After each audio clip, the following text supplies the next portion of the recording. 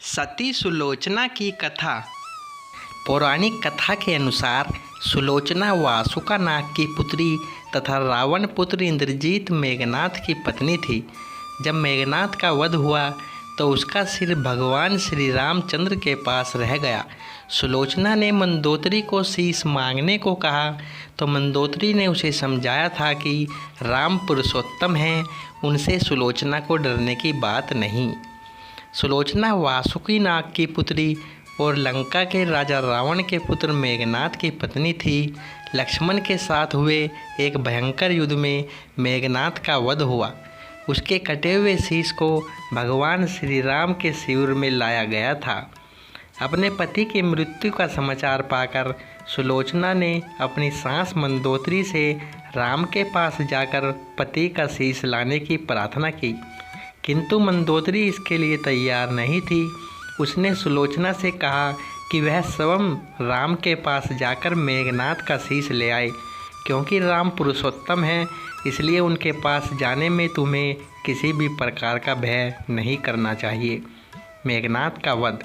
रावण के महापराक्रमी पुत्र इंद्रजीत का वध करने की प्रतिज्ञा लेकर लक्ष्मण जिस समय युद्ध भूमि में जाने के लिए प्रस्तुत हुए, तब राम उनसे कहते हैं, लक्ष्मण, रण में जाकर तुम अपनी वीरता और रणकौशल से रावण पुत्र मेघनाथ का वध कर दोगे, इसमें मुझे कोई संदेह नहीं है।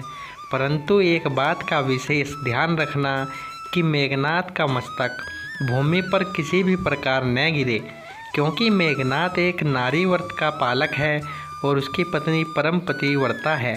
ऐसी साध्वी के पति का मस्तक अगर पृथ्वी पर गिर पड़ा तो हमारी सारी सेना का ध्वंस हो जाएगा और हमें युद्ध में विजय की आशा त्याग देनी पड़ेगी। लक्ष्मण अपनी सारी सेना लेकर चल पड़े। समर भूमि में उन्होंने वैसा ही किया। युद्ध में अपने बाणों से इन्होंने मेघनाथ का मस्तक उतार लिया, पर उसे पृथ्वी पर नहीं गिरने दिया। हनुमान उस मस्तक को रघुनंदन के पास ले आए। मेघनाथ की दाहिनी भुजा आकाश में उड़ती हुई उसकी पत्नी सुलोचना के पास जाकर गिरी।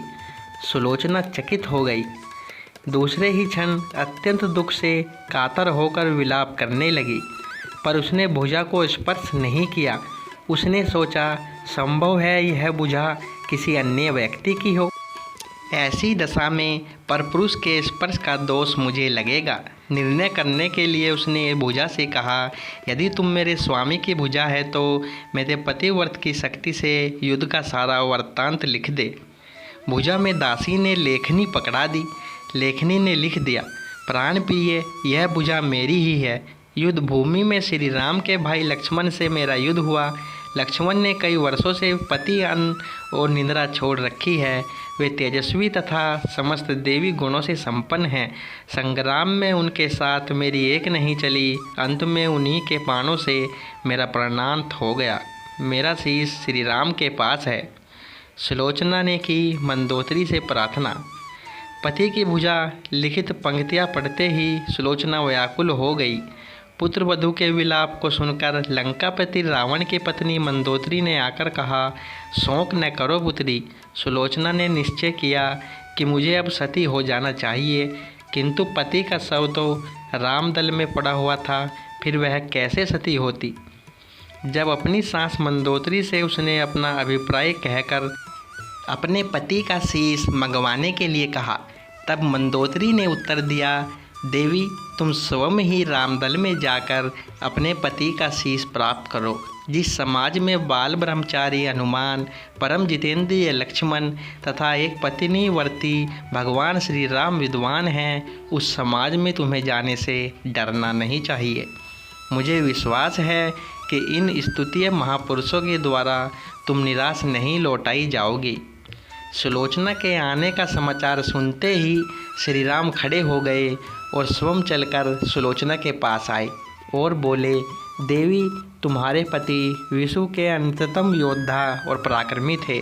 उनमें बहुत से सद्गुण थे, किंतु विधि की लिखी को कौन बदल सकता है। आज तुम्हें इस तरह देखकर मेरे मन में पीड़ा हो रही है। सुलोचना भगवान की स्तुति करने लगी। श्री राम ने उसे बीच में ही टोकते हुए कहा, देवी, मुझे लज्जित ना करो। पतिव्रता की महिमा अपार है, उसकी शक्ति की तुलना नहीं है। मैं जानता हूँ कि तुम परम सती हो, तुम्हारे सतीत्व से तो विश्व भी थर्राता है। अपने स्वयं यहाँ आने का कारण बताओ कि मैं तुम्हारी किस प्रकार सहायता कर सकता हूँ। सुलोचना ने आंसुपूरित नयनों से प्रभु की ओर देखा और बोली, राघवेंद्र, मैं सती होने के लिए अपने पति का मस्तक लेने के लिए यहाँ पर आई हूँ। श्री राम ने शीघ्र ही ससम्मान मेघनाथ का शीश मंगवाया और सुलोचना को दे दिया। पति का छिन्न शीश देखते ही सुलोचना का हृदय अत्यधिक द्रवित हो गया। उसकी आंखें बड़े जोरों से बरसने लगी। रोते रोते उसने पास खड़े लक्ष्मण की ओर देखा और कहा, सुमित्रा नंदन, तुम भूलकर भी गर्व मत करना कि मेघनाथ का वध मैंने किया है। मेघनाथ को धराशायी करने की शक्ति विश्व में किसी के पास नहीं थी। यह तो 2 पतिव्रता नारियों का भाग्य था। आपकी पत्नी भी पतिव्रता है और मैं भी पति चरणों में अनुरक्ति रखने वाली उनकी अनन्य उपासिका हूँ। पर मेरे पति देव पतिव्रता नारी का अपहरण करने वाले पिता का अन्न खाते थे और उन्हीं के लिए युद्ध में उतरे थे। इसी वजह से मेरे जीवन धन परलोक सिधारे। सभी योद्धा सुलोचना को राम शिविर में देखकर चकित थे। वे ये नहीं समझ पा रहे थे कि सुलोचना को यह कैसे पता चला कि उसके पति का शीश भगवान राम के पास है। जिज्ञासा शांत करने के लिए सुग्रीव ने पूछ ही लिया कि यह बात उन्हें कैसे ज्ञात हुई कि मेघनाथ का शीश श्री राम के शिविर में है। सुलोचना ने स्पष्टता से बता दिया, मेरे पति की भुजा युद्धभूमि में से उड़ती हुई मेरे पास चली आई थी, उसी ने लिखकर मुझे बता दिया। व्यंग भरे शब्दों में सुग्रीव बोल उठे, निष्प्राण भुजा यदि लिख सकती है फिर तो यह कटा हुआ सर भी हंस सकता है। श्री राम ने कहा, व्यर्थ बातें मत करो मित्र। पतिव्रता के महात्म्य को तुम नहीं जानते। यदि वह चाहे तो यह कटा हुआ सिर भी हंस सकता है। महान पतिव्रता स्त्री श्री राम की मुख करती देखकर सुलोचना उनके भाव को समझ गई। उसने कहा, यदि मैं मन, वचन और कर्म से पति को देवता मानती हूँ तो मेरे पति का यह निर्जीव मस्तक हंस उठे। सुलोचना की बात पूरी भी नहीं हुई थी कि कटा हुआ सर मस्तक जोरों से हंसने लगा। यह देखकर सभी दंग रह गए। सभी ने पतिव्रता सुलोचना को प्रणाम किया। सभी पतिव्रता की महिमा से परिचित हो गए थे। चलते समय सुलोचना ने श्री राम से प्रार्थना की, भगवान, आज मेरे पति की अंत्येष्टि का क्रिया है और मैं उनकी सहचरी उनसे मिलने जा रही हूँ, अतः आज युद्ध बंद रखे। श्री राम ने सुलोचना की प्रार्थना स्वीकार कर ली। सुलोचना पति का सिर लेकर वापस लंका आ गई। लंका में समुद्र के तट पर एक चंदन की चिता तैयार की गई।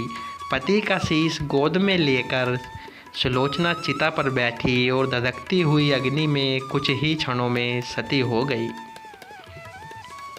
सती सुलोचना को सत सत नमन। दोस्तों, वीडियो अच्छी लगी हो तो वीडियो को लाइक और चैनल सब्सक्राइब ज़रूर करें।